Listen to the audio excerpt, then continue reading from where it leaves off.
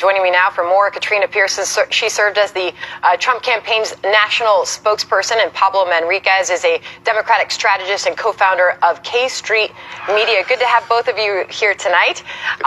Katrina, I'll start with you first. The president, the White House, making it very clear at this point that the president stands behind his son-in-law.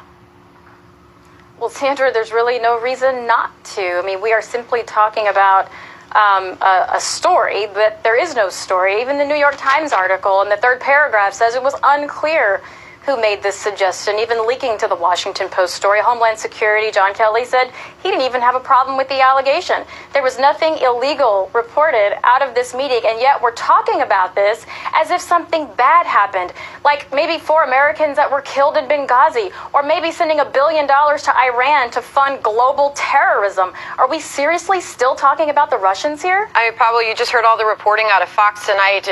There's no proof of any illegal activity. There is no crime, as Charles Krauthammer said multiple times in the last hour. But still, Democrats, even at this hour, calling for his security clearance to be revoked. Absolutely. I mean, Charles Krauthammer is actually incorrect, and I know that doesn't happen very much, and I have a lot of respect for the man.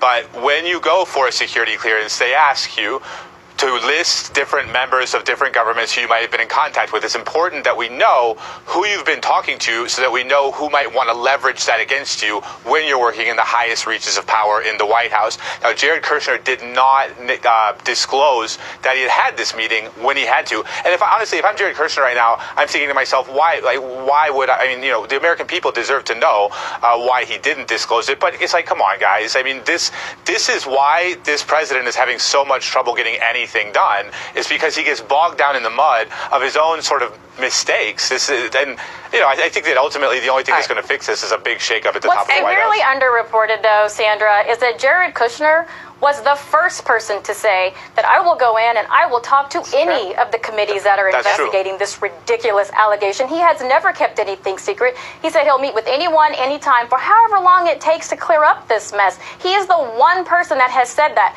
Not everyone else has been able to do that. Hillary Clinton was under a criminal FBI probe. Where were the Democrats then, asking for subpoenas and asking for intel committees? So, Katrina, let me ask you about national security.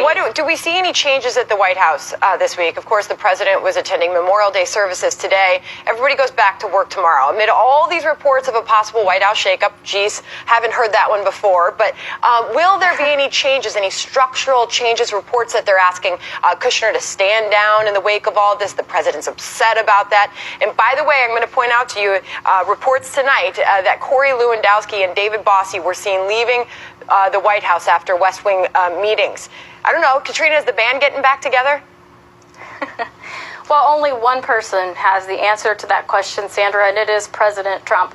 Of course, he would bring in people that were with him from the beginning. I've always said if you weren't with Mr. Trump prior to the Indiana primary, then you're probably not on his team. And I think there should be a shakeup at the White House, starting at the very top, because what's happening today, especially with all of these leaks, no one's been held accountable, and that's the chief of staff responsibility, and I believe that needs to be addressed. All right, so this week, could we see some changes, Pablo?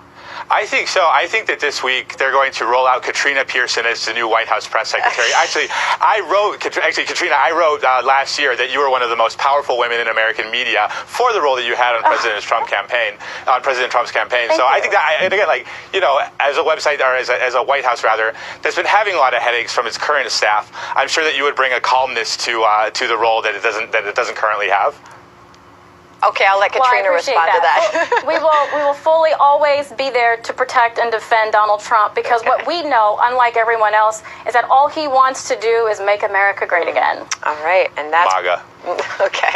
All right, thanks to both of you for being here tonight. Good to see you both. All right, well, One Media